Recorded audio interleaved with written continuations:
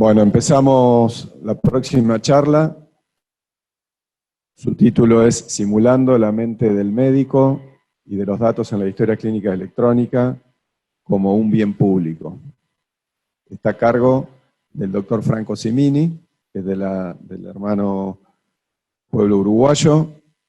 Franco es doctor en electrónica por la Universidad de Pisa y es uno de los creadores, diría, de la ingeniería biomédica, los fundadores en Uruguay de la informática médica. Ha dado creado más de 10 cursos nuevos, 40 tesis dirigidas, más de 200 trabajos publicados. Es creador de, bueno, junto con otros en OPS, de software de informático perinatal, que todavía está en uso, ¿no? en varios países de Latinoamérica. Titular de algunas patentes, desarrollador de algún que otro equipo médico, así que bueno, un honor tenerte en este evento, Franco. El auditorio es todo tuyo. Bueno, gracias. Hola, no, ahora sí, tuve que prender. Buenas tardes y espero que se logre con los recursos telemáticos del fondo se pueda grabar esta conferencia, porque de otra forma no tendría mucho sentido al ser tan pocos acá. Pero hicimos el esfuerzo especial de compartir esta conferencia con los colegas argentinos, porque tiene bastante éxito en Uruguay esto que les voy a contar ahora a los que se han quedado a esta hora de la tarde en este 27 de noviembre. Y voy a tratar de hacerlo muy breve porque justamente somos pocos. Son dos ideas fuerza que vamos a transmitir hoy, como dice el título. La primera es de decir, en pocas palabras, el flaco favor que le hizo la informática al asociarse a la medicina de la forma que lo hizo. Primer punto fuerte de la charla de hoy. Y el segundo es quebrar una lanza por los datos de las historias clínicas electrónicas, tal como se están juntando en el momento actual, abogando por una característica de enorme valor específico, en el sentido de que es un valor para la especie humana, el poder analizar esos datos en un momento en que se habla de Big Data y demás, y tratando de defenderlos de instancias más o menos espurias de destrucción de los datos de la historia clínica. Siempre inicio con este diapositivo de Joaquín Torre García, que es un dibujo que hizo hace unos cuantos años, para tratar de transmitir al auditorio que la perspectiva desde la cual miramos las cosas tiene mucho que ver. Es importante tener nuestro propio punto de vista para poder avanzar en la ciencia. A ver si es este. Entonces este. Bueno, este es el nombre de la charla que ya les he mencionado. Vamos a arrancar con la definición de medicina.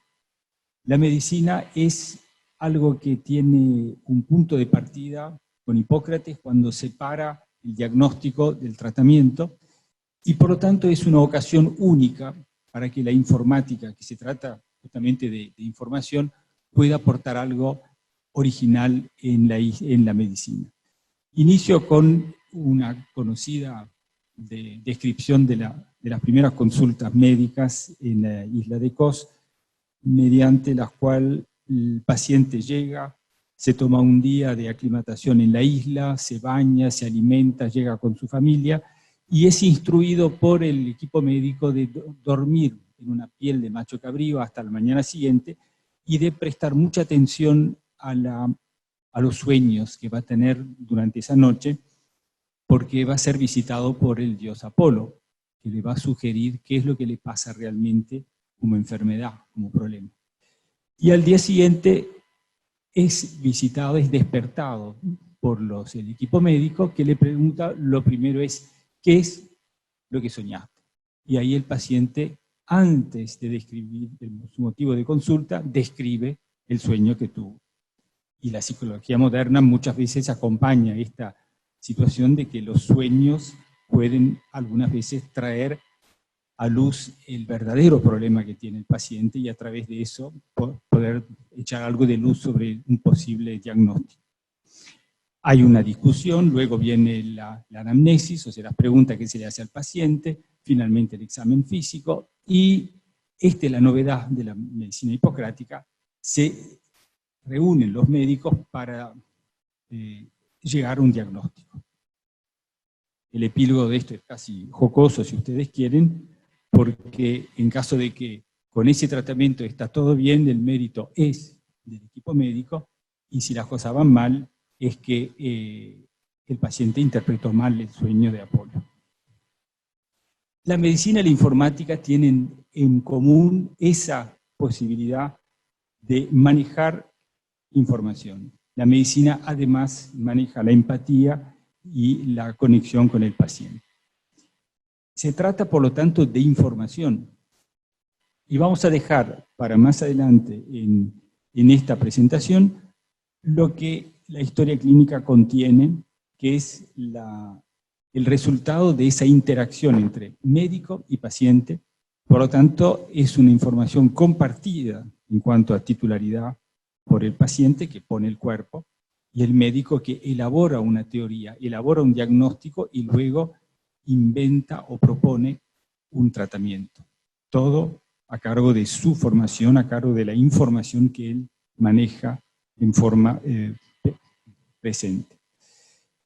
Esto lo vamos a dejar como interrogante antes de pasar a otros equipos biomédicos que tienen que ver con la medicina, y vamos a dejar planteada la pregunta si es posible mantener, por un dato, la privacidad de la información, ese sueño famoso que relata el paciente o todo lo que le ha relatado al médico, y por otro lado, utilizar la información de la historia clínica. Y para eso, la medicina moderna, o sea, dejamos en suspenso esa pregunta y hacemos un pequeño paréntesis que estaba dirigido más al público de ingeniería biomédica, que es cuáles son las nuevas herramientas informáticas de las cuales dispone el médico hoy en día. El seguimiento de los pacientes crónicos necesita una ayuda que el sistema de medicina moderna no puede dar por el aumento enorme que tiene la cantidad de pacientes en condiciones de crónicos, y la informática permite tener un interlocutor personal en el celular prácticamente entre el sistema de medicina y el paciente, en forma autónoma. Tiene que ser un robotito, tiene que ser un autómata que pone en práctica las normas de atención de la insuficiencia cardíaca en este caso. De esta manera resolvemos el problema de la interacción constante durante décadas de un paciente con alguna enfermedad crónica, llámese insuficiencia cardíaca, diabetes o cualquiera, o hasta la vejez directamente, liberando horas de trabajo valiosas del personal de salud. Este es el sistema que hemos desarrollado, que es una combinación de una aplicación web para el consultorio y una aplicación que por primera vez en la historia es recetada.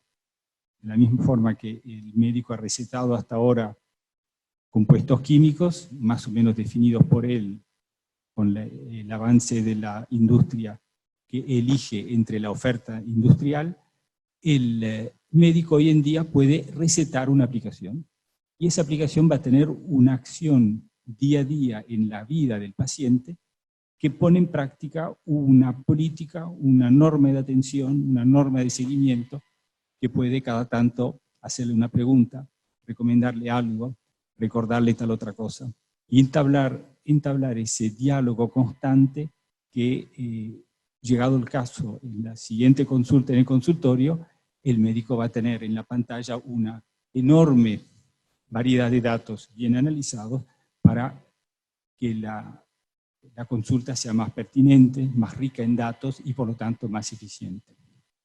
Este es el diagrama de interconexión de CIMIC, que quiere decir Sistema Informático para el Manejo de la Insuficiencia Cardíaca.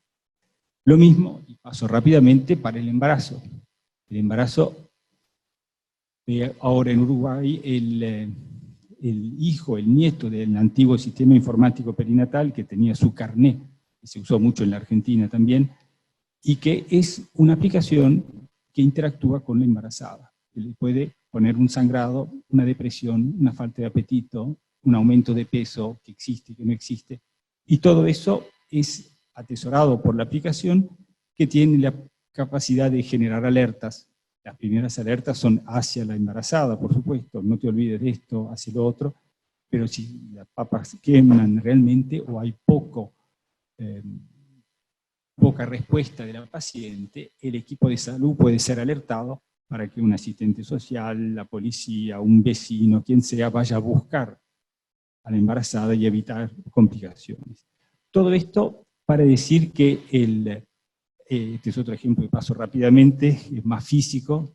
El paciente de Parkinson necesita mucha rehabilitación y se pueden hacer sistemas que son a la vez celulares, sensores, actuadores, micrófonos, parlantecitos, para que en la vida diaria, caminando por la calle o en la casa, el paciente de Parkinson reciba un acompañamiento similar al que hubiera recibido por parte de un fisioterapeuta, de un kinesiólogo durante las sesiones de rehabilitación. Y ahí también se puede multiplicar por 100, por 1000, la eficiencia de horas de trabajo dedicadas a un paciente por parte de un fisioterapeuta o un técnico que esté en eso. Y con todo esto vemos el primer eslabón de las cosas que puede hacer la informática en la medicina. El segundo eslabón que quiero presentarles es el de eliminar la camisa de fuerza de la informática médica actual. Eliminar la necesidad de tener un esquema de datos rígido y a priori, como tenemos en todos los programas de informática médica. Inclusive el sistema informático perinatal que usted nombró tenía una lista de variables que se tenían que ingresar. Color de los ojos, color de la piel, peso, estatura, fecha de última menstruación, etc., con un orden preestablecido que es una camisa de fuerza para el médico. El médico necesita poder seguir su intuición, su empatía, la secuencia de datos que él juzga o ella juzga mejor para ese paciente en ese momento. Lo llamamos refuerzo mental, ortesis, si ustedes quieren. Una ortesis mental es este programa que razona, entre comillas, porque los software no razonan, en base a analogías y diferencias. ¿Y cómo funciona esto? Imaginen una hoja en blanco. El médico escribe, en lenguaje natural, las cosas que le va preguntando al paciente. Va tomando decisiones, va preguntando, va escribiendo cosas. El software detecta y atesora esa información en forma secuencial. Cuando vienen otros pacientes, ya se está estructurando el pensamiento del médico mediante árboles, mediante reglas de producción que va deduciendo de lo que ve y decide el médico en forma libre. De manera que cuando llega un paciente, el paciente 100 o el paciente 150, la base de conocimiento está estructurada a imagen y semejanza de ese médico. Es un software que se amolda al usuario que lo está haciendo. Cuando llega el paciente 101, ese asistente infalible que es el software, le va sugiriendo pedir la hora, medir el pulso, decirle tal cosa, y el médico va a reconocer su propia forma de hacer, hasta que encuentra algo que en el diagnóstico diferencial le dice que está en el camino errado, y entonces va a agarrar para otro lado. Y enseguida el software entiende y va a seguir con todas las preguntas que tienen que ver con ese segundo tipo de pacientes. Y ahí va a distinguir una migraña de un empacho o lo que sea. Va a pasar de un lado al otro.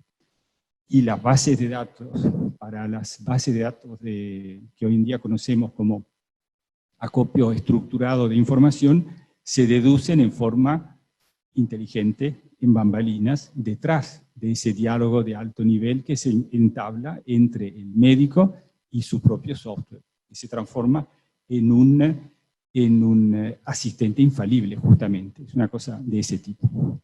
Lo llamamos, por lo tanto, un asistente que generará, sin duda, un nuevo paradigma de información en el siglo XXI, que va a seguir con estos elementos de mucha información, empoderamiento del paciente, sistemas que permean a los pacientes. Es el 5G.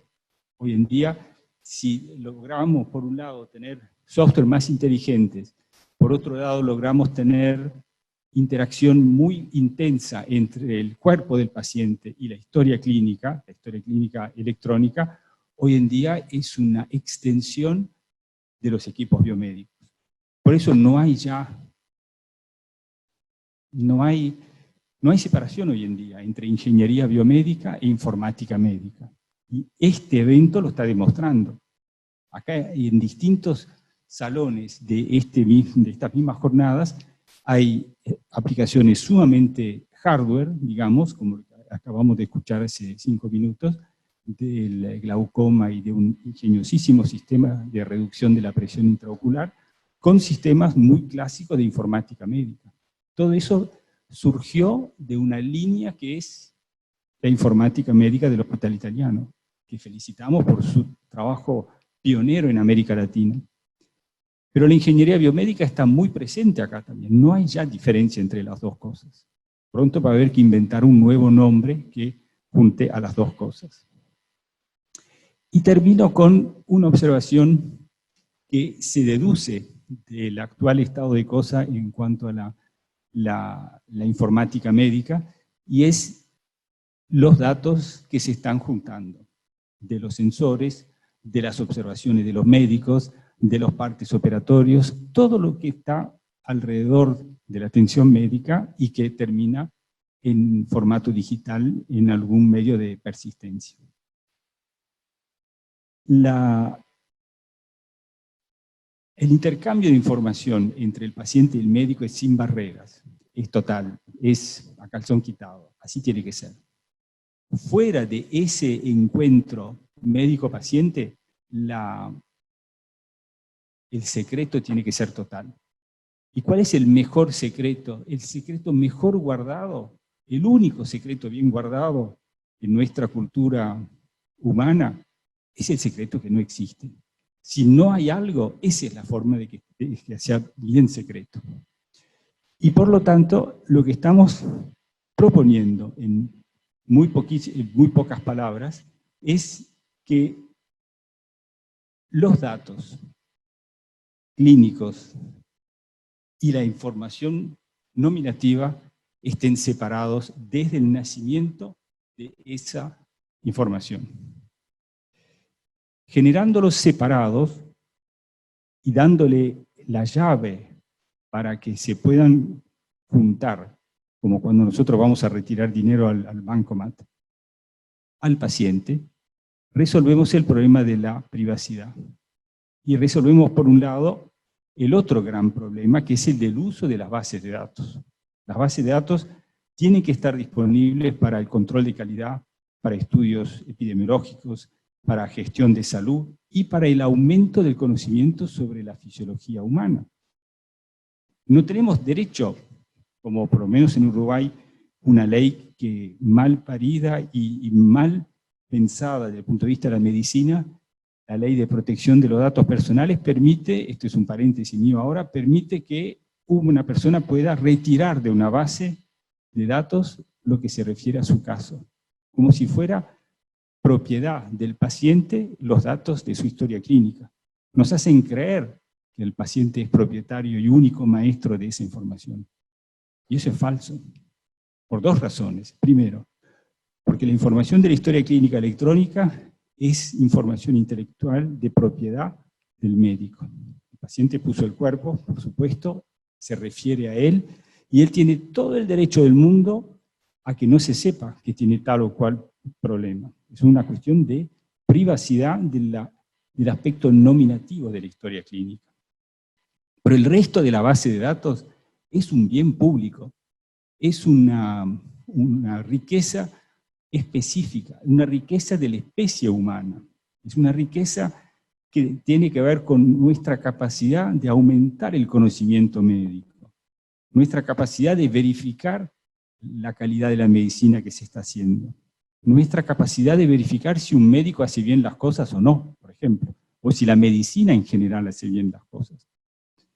Entonces, si nosotros lográramos crear un link, un chip, que nos permita, como pacientes, en el momento de la consulta, decirle al médico, bueno, yo en este momento me desnudo, estoy frente a usted, le pido consejo, dígame qué hago con este dolor de apéndice que tengo, y le pone el chip. En ese momento el médico tiene todo el derecho, y todo el sistema de salud atrás, por supuesto, a ver todo el contenido de la historia clínica electrónica.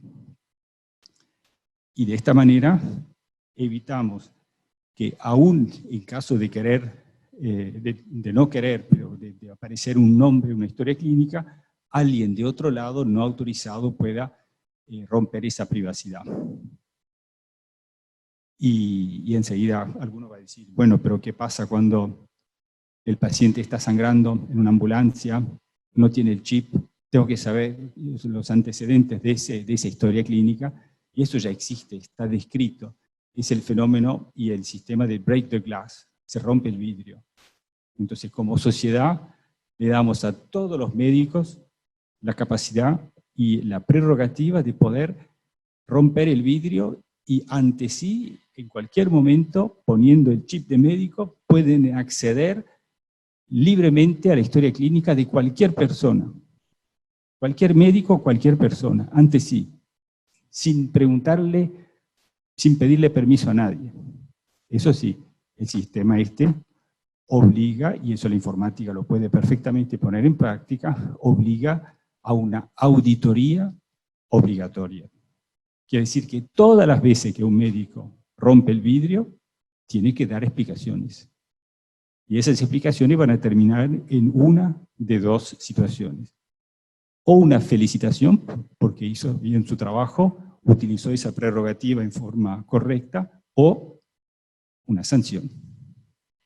En pocas palabras, estas son las dos ideas fuerzas que les quería transmitir. Por un lado, usemos la informática en forma novedosa, en forma diferente a la horrible palabra de informatizar, que es llevar a la computadora lo que está en el papel.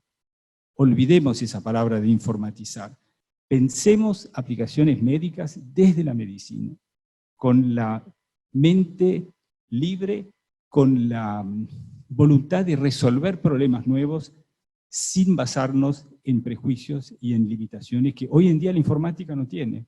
No hay limitaciones. A lo sumo de costo, de tiempos para llegar a determinados objetivos.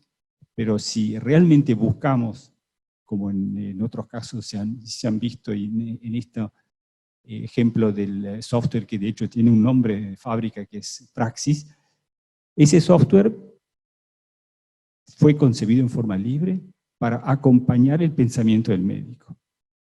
Primera idea, fuerza. Y la segunda idea que les dejo en este miércoles de tarde es: pensemos que los datos de las historias clínicas electrónicas son un bien público. Se puede, si se quiere, separar el tema de la privacidad del otro tema, que es el aumento del conocimiento, la epidemiología y la investigación. Muchas gracias.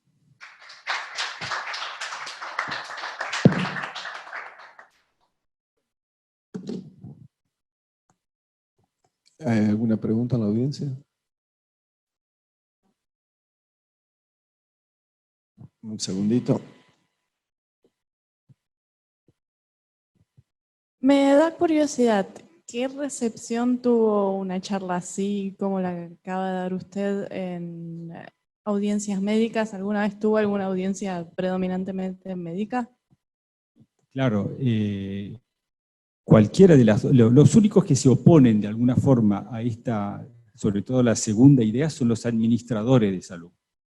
El médico clínico está encantado, hace así con la cabeza y está encantado.